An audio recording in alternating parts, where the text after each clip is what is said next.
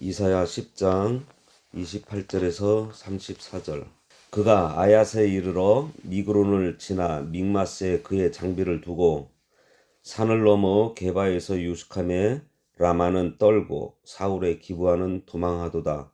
딸 갈리마 큰 소리로 외칠지어다. 라이사야 자세히 들을지어다. 가련하다 너 아나도시여. 만메나는 피난하며 게빔 주밈은 도망하도다. 아직 이 날에 그가 노베서 쉬고 딸 시온산 곧 예루살렘 산을 향하여 그 손을 흔들리로다.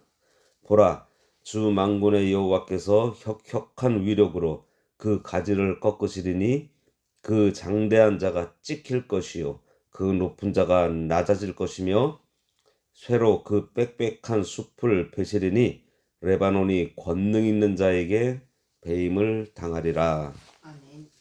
오늘 말씀의 제목은 권능 있는 자에게 배임을 당하리라입니다. 어제 남은 자들에게 두려워하지 말라는 위로의 말씀을 해주셨어요. 이어서 오늘은 어떠한 일들이 일어나게 되고 그 일로 두려워하게 될 것을 말해주고 있습니다. 그것도 아주 상세하게 알려줘요. 이것은 하나님께서 이 일을 직접 하고 계시다는 것을 암시하고 있는 것입니다.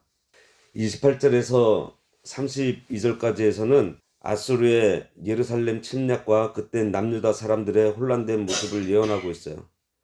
그리고 33절과 34절은 그 아수르를 심판하실 것을 말씀해 주고 계십니다.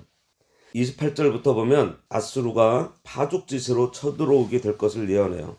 보면 아얏에 이르러 그랬습니다. 아얏은 예루살렘에서부터 50km 정도 떨어진 곳에 있는 성이고 우리가 잘 알고 있는 아이성으로 여겨집니다. 그 다음에 나오는 미그론은 아얏에서 걸어서 8분 정도 걸린다는 아주 가까운 성이에요.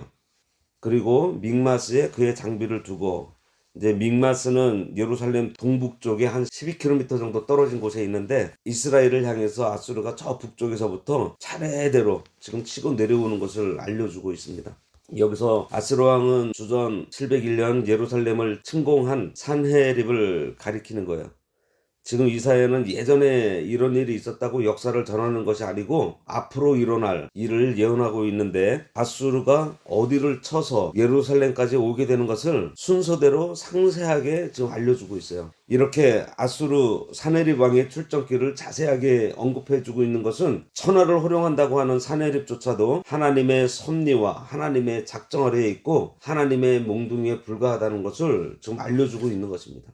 아수르 왕은 믹마스에 도착해서 장비를 쌓아뒀다 그랬어요. 거기다가 병참기지를 지어놓은 거예요. 이제 전쟁 치를 준비를 마친 것입니다. 그러고서 29절에 산을 넘어서 게바에서 유숙함에 라마는 떨고 사울의 기부하는 도망하도다.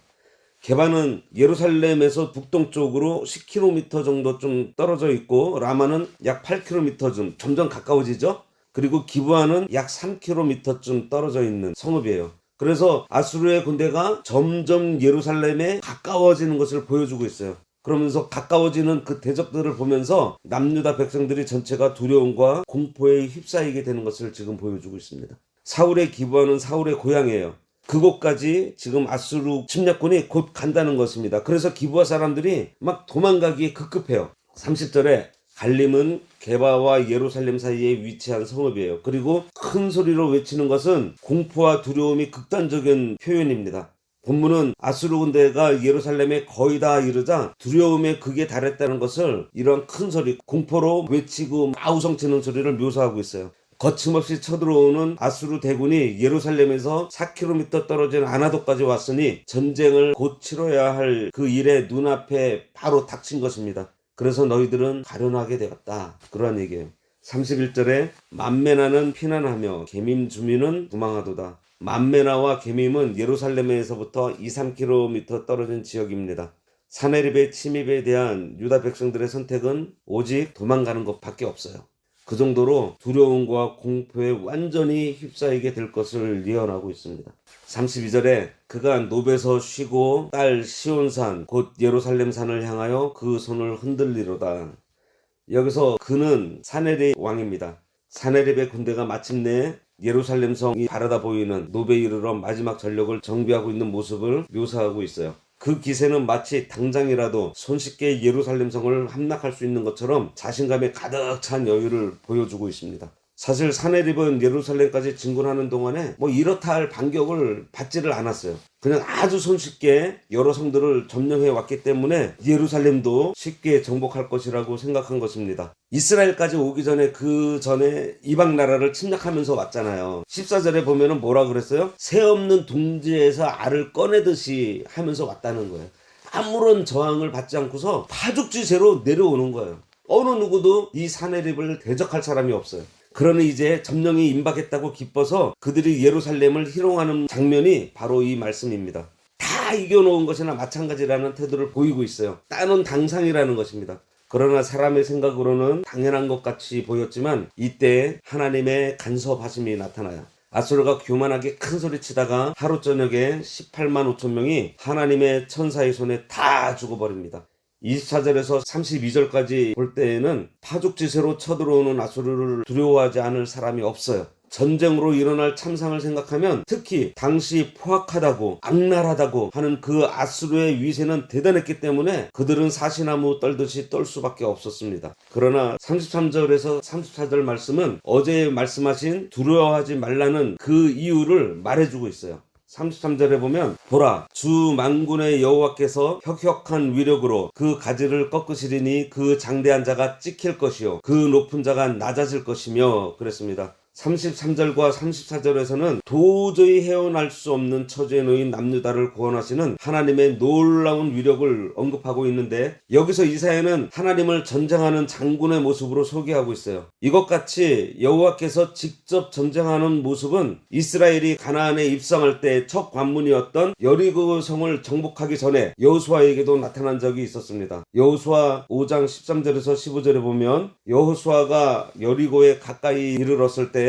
눈을 들어 본즉 한 사람이 칼을 빼어 손에 들고 마주 서 있는지라 여호수아가 나아가서 그에게 묻되 너는 우리를 위하느냐 우리의 적들을 위하느냐 하니 그가 이르되 아니라 나는 여호와의 군대 대장으로 지금 왔느니라 하는지라 여호수아가 얼굴을 땅에 대고 엎드려 절하고 그에게 이르되 내 주여 종에게 무슨 말씀을 하려 하시나이까 여호와의 군대 대장이 여호수아에게 이르되 내 발에서 신을 벗으라 네가 선 곳은 거룩하니라 하니 여호수아가 그대로 행하니라. 오늘 말씀에도 여호와께서는 용사로서 직접 사내립을 꺾으시겠다고 선포하고 계세요. 여기 나오는 가지, 장대한 자, 높은 자는 바로 사내립입니다.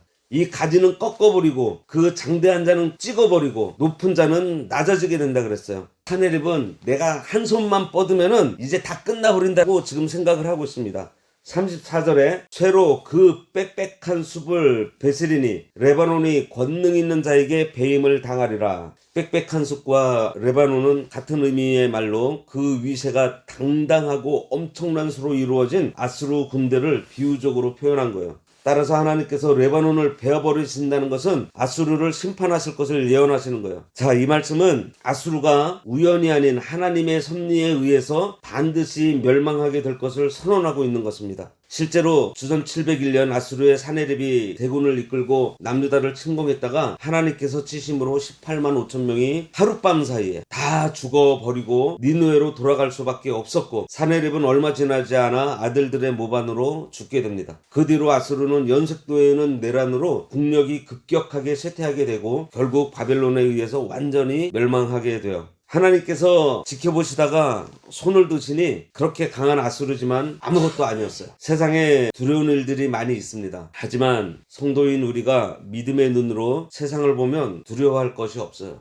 여호수아에게 군대 장관으로 나타나 주셨듯이 하나님께서 우리들의 대장으로 우리들을 대신해서 싸워주실 그 모습으로 항상 계시다라는 것을 우리가 믿음의 눈으로 볼 수가 있는 것입니다. 어떠한 어려움도 그 어려움이 환난이든 고통이든 우리에게 닥쳐올 때에 그리고 저 북쪽에서부터 정령 강하면서 한 걸음 한 걸음씩 가까워지는 위협을 눈앞에 보게 될 그때에 하나님께서 말씀해 주세요. 그것들 다 내가 베어버릴 거야. 그러니까 걱정하지 말고 두려워하지 마. 내가 손 한 번만 들면 다 베어버릴 수 있어. 이렇게 하나님께서 우리에게 말씀하고 계십니다. 그러니 하나님만 의지하시기 바랍니다. 다음부터 볼 11장은 메시아 그리스도에 대한 말씀입니다.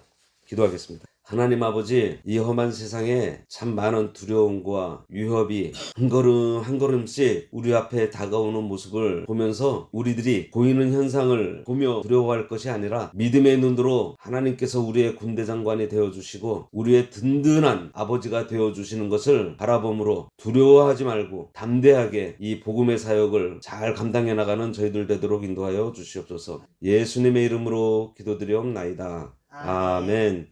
하늘에 계신 우리 아버지여, 이름이 거룩히 여김을 받으시오며 나라가 임하시오며 뜻이 하늘에서 이루어진 것 같이 땅에서도 이루어지이다. 오늘날 우리에게 일용할 양식을 주옵시고 우리가 우리에게 죄 지은 자를 사하여 준 것 같이 우리 죄를 사하여 주옵시고 우리를 시험에 들게 하지 마옵시고 다만 악에서 구하옵소서. 대개 나라와 권세와 영광이 아버지께 영원히 있사옵나이다. 아멘.